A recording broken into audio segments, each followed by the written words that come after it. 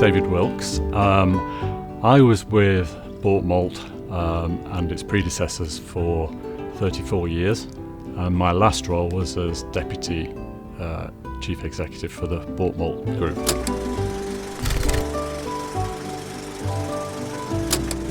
Originally, when Pauls had lots of malting plants all around East Anglia, the barley and the malt used to be transported by water using a fleet of barges.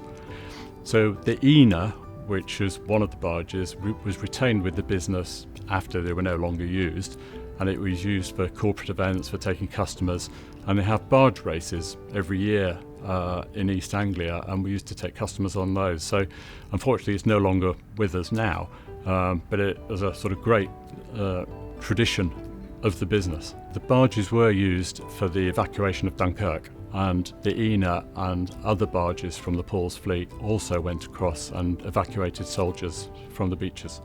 Boortmalt has grown significantly over the last few years through acquisition and is now a truly global player, and I can only see that process continuing. I think there'll be more consolidation in the industry.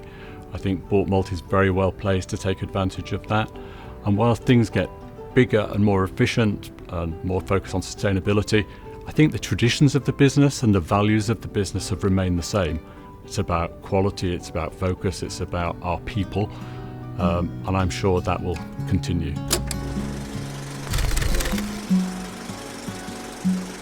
We've seen some big changes over my time. I mean, we used to have a lot of small maltings in the UK. I think one of the big milestones was probably in 1999 when we built the new plant at Bury St Edmunds, because that really was a differentiator for us.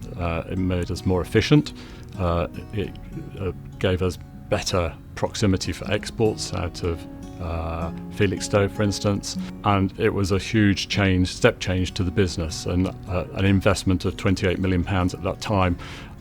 Took a lot of getting, but it was a major achievement to get that plant built, and of course it's still going strong today. But the malting industry is strange. When you join, it really captures you, and I think that's part of the reason we've got a lot of long service people. It's an interesting industry. Every year is different because you're dealing with a natural product, so the challenges change from year to year. It's a global industry, and you can relate to the final product, whether it's beer or whiskey. So I think there are lots of interesting things that keep people in the business, and I think anybody with ambition can do well as well. I think it's a type of company where we allow people to develop, so that's why I think people like to stay.